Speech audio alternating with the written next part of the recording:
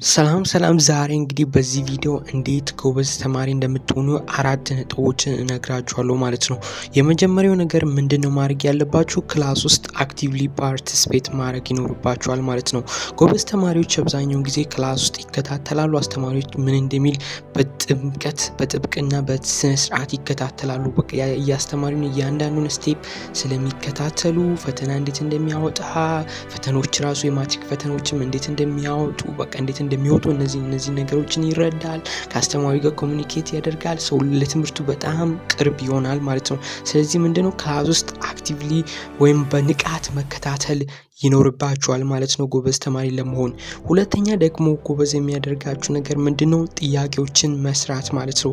ብዙ ጊዜ ብዙ ጥያቄዎች አሉ፣ የማትሪክ ጥያቄዎች አሉ፣ አሊያም ዝም ብሎ ያሉ ጥያቄዎች ብዙ ጥያቄዎች አሉና በእኛ በራሳችን ቶፒክ ማለት ነው። ስለዚህ እነዚህን ጥያቄዎች ስንሰራ አንደኛ አይምሮአችን በቀላሉ ይይዘዋል ማለት ነው። ቢካዝ ራሳችንን እያዝናንን ነው ጥያቄዎችን እየሰራን ያለነው ማለት ነው።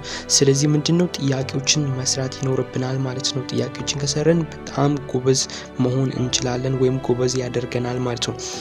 ሶስተኛ ደግሞ ምንድነው ከኛን ከሚረብሹ ነገሮች ራሳችንን ማራቅ።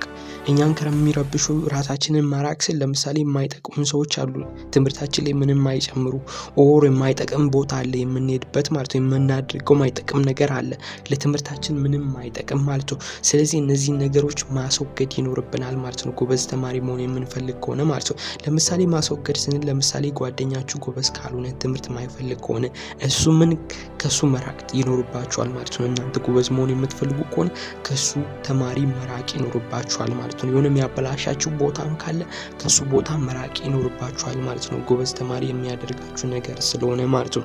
አራተኛ ደግሞ ምንድነው ስቴዲ ሃርድ ኤንድ ስማርት ሆነንም ብልጥ ሆነንም እና ደግሞ ጠንክረንም ማንበብ ይኖርብናል ማለት ነው። በሁለቱም ማንበብ ይኖርብናል፣ ጠንክረንም ማንበብ ይኖርብናል፣ ከዛ ደግሞ ስማርት ሆነንም ማንበብ ይኖርብናል ማለት ነው።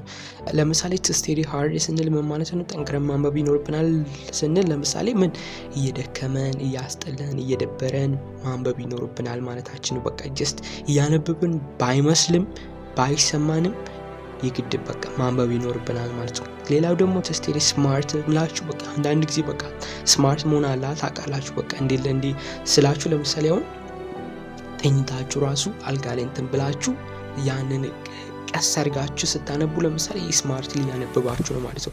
አንደኛ አይምሮአችሁም ይይዛል። ስለዚህ የምታነቡትንም ደግሞ በቀላሉ ትረዱታላችሁ ማለት ነው። ስለዚህ ብልጥ ሆናችሁ ማንበቡ፣ ከዛ ደግሞ ስቴዲም ሃርድ መሆኑ ማንበብም ያስፈልጋል ማለት ነው። ስለዚህ እነዚህ ነገሮች ካደረጋችሁ ትምህርታችሁ ላይ ጥሩ ውጤት እንደምታመጡ ተስፋ አደርጋለሁ። ቀጣይ በሌላ ቪዲዮ መለሳለሁ። ቻው።